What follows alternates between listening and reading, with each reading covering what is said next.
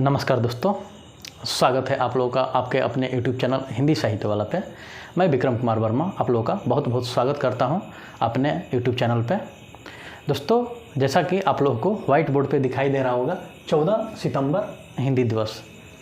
जी दोस्तों, आज हिंदी का दिन है और आज हिंदी दिवस है। आज 14 सितंबर भी है। तो दोस्तों, हम लोग आज की क्लास में हिंदी दिवस पे चर्चा करेंगे।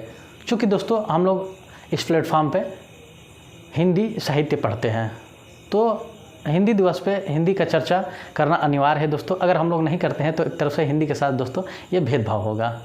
तो आइए हम लोग अपनी भाषा के बारे में आज कुछ बात करेंगे हिंदी दिवस पे। तो दोस्तों हिंदी के बारे में बात करते हैं तो सबसे पहले बात करते हैं कि आज़ादी के पश्चात दोस्तों 2 साल बाद आज़ादी के 1949 में 14 सितंबर को हिंदी को राजभाषा के रूप में घोषित कर दिया गया था दोस्तों। और उसके बाद दोस्तों 4 सालों बाद 1953 में राष्ट्रीय भाषा प्रचार समिति के कहने पे दोस्तों भारत में हिंदी को हिंदी दिवस के रूप में मनाया जाने लगा। तो एक तरफ से कह सकते हैं कि जो पहला हिंदी दिवस मनाया गया था वो 14 सितंबर 1953 को मनाया गया था। तो दोस्तों एक तरफ से कहे तो भारतीय नागरिक के लिए, प्रत्येक भारतीय नागरिक के लिए, प्रत्येक आदमी के लिए जो भारत में है, हिंदी दिवस बहुत ही खास है दोस्तों। हम स्पेशल बात करते हैं, भारत की बात करते हैं दोस्तों। चूँकि देखिए भारत विविधताओं का देश है, आप लोग सभी जानते हैं। इसके बावजूद दोस्तों यहाँ पे अलग अलग भाषा बोली जाती है, अलग अलग वेशभूषा है, अलग अलग खान पान है दोस्तों। यहाँ के लोगों का अलग अलग बोलियाँ है। इसके बावजूद दोस्तों हम लोग एक तरफ से देख सकते हैं कि हिंदी ने ही दोस्तों पूरे देश को एक सूत्र में बांधने का कार्य की है, पिरोने का कार्य करती है दोस्तों। तो एक तरफ से कह सकते हैं कि देश को एक रखने में हिंदी का बहुत बड़ा योगदान है। और दोस्तों इस संदर्भ में गांधी जी ने भी कहा है कि हिंदी जनमानस की भाषा है।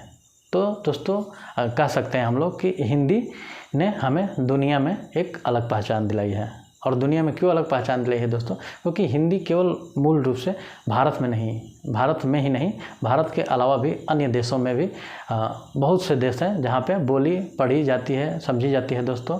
अगर आप लोग एग्जाम्पल लेना चाहें तो इस पर भी बात करते हैं कि भारत के अलावा दोस्तों जैसे अलग जो देश हैं उसमें नाम आता है, सूरीनाम आता है, युगांडा आता है, सिंगापुर आता है। ये तमाम देश हैं दोस्तों जहाँ पे आज भी ज़्यादातर मात्रा में हिंदी बोली जाती है। इसके अलावा दोस्तों हिंदी का महत्व इस बात से भी हम लोग समझ सकते हैं कि हिंदी दुनिया भर में 170 से अधिक विश्वविद्यालयों में एक भाषा के रूप में पढ़ाई जाती है दोस्तों। अगर बात करते हैं अमेरिका में, तो अमेरिका में दोस्तों आज के दिन में 150 से ज़्यादा शैक्षणिक संस्थाओं में हिंदी को पढ़ाया जाता है दोस्तों। तो एक तरफ से हिंदी का महत्व इस बात से भी पता चलता है। अगर बात करते हैं हिंदी की दोस्तों, तो हिंदी सबसे ज़्यादा पूरे विश्व में सबसे ज़्यादा बोले जाने वाली 4थे नंबर की भाषा है। इससे पहले दोस्तों मंदारिन, स्पेनिश और इंग्लिश जो है, इसके बाद जो आता है स्थान वो हिंदी का है। ये 4थे नंबर की भाषा है। दुनिया की एक प्रसिद्ध डिक्शनरी ऑक्सफोर्ड डिक्शनरी के बारे में आप लोग सुने होंगे।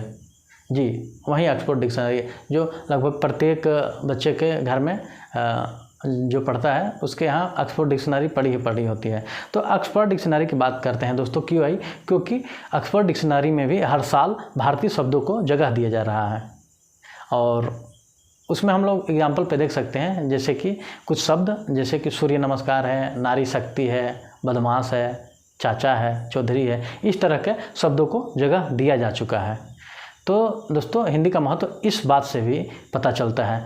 अगर हम लोग आज के समय में बात कर रहे हैं दोस्तों, तो अंग्रेजी भाषा को अपने जीवन में हर हिस्से में उतारने में लगे हुए हैं आजकल हम लोग। जैसे कि हर छोटी छोटी बात पे जैसे सॉरी और जो है तमाम दोस्तों जब से भाषा होता है तो कोशिश करते हैं हम लोग कि दिखावा करें और अंग्रेजी को ज़्यादातर अपने प्रत्येक दिनचर्या में बोलने की कोशिश करें ताकि सामने वाले को प्रभावित कर सके। सच्चाई तो यही है दोस्तों।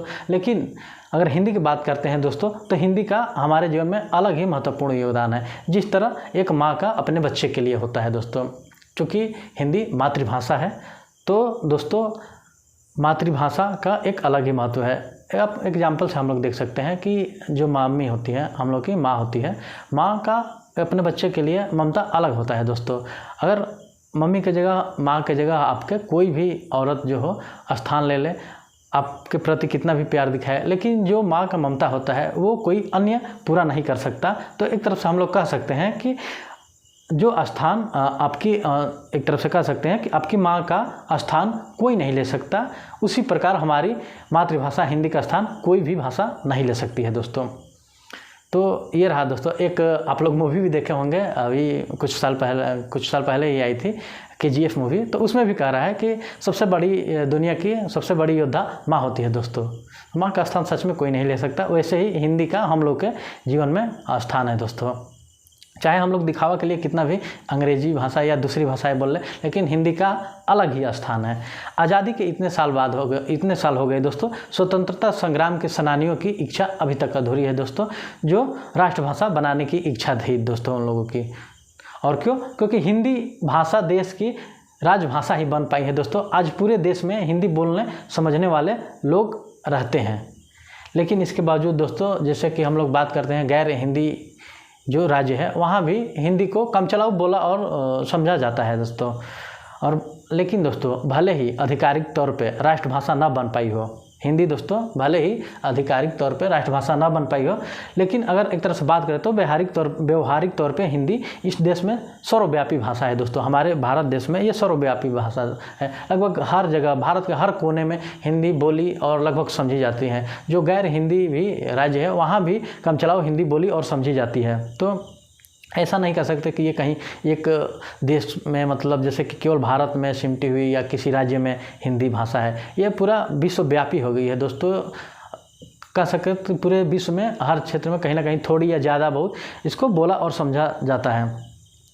ऐसे में दोस्तों, अगर हम लोग बात करें हिंदी के बढ़ावा देने में, तो ऐसे में ज़रूरत है कि आज हिंदी को उसका वाजिब हक दिलाने के लिए एकजुट होने की ज़रूरत है दोस्तों। जैसे कि उसको हम लोग अपने दिनचर्या में प्रयोग करें, अपने ज़िंदगी के हर हिस्से में दोस्तों। जैसे कि हम लोग अंग्रेजी पर अभी बात कर रहे थे कि आज के समय में लोग अंग्रेजी भाषा को अपने जीवन में हर हिस्से में उतारने लगे हैं। वैसे ही हम लोग को हिंदी को भी अपने जीवन के हर हिस्से में उतारना होगा दोस्तों, तब जाके हम लोग हिंदी को राजभाषा से राष्ट्रभाषा की तरफ अग्रसर कर सकते हैं दोस्तों।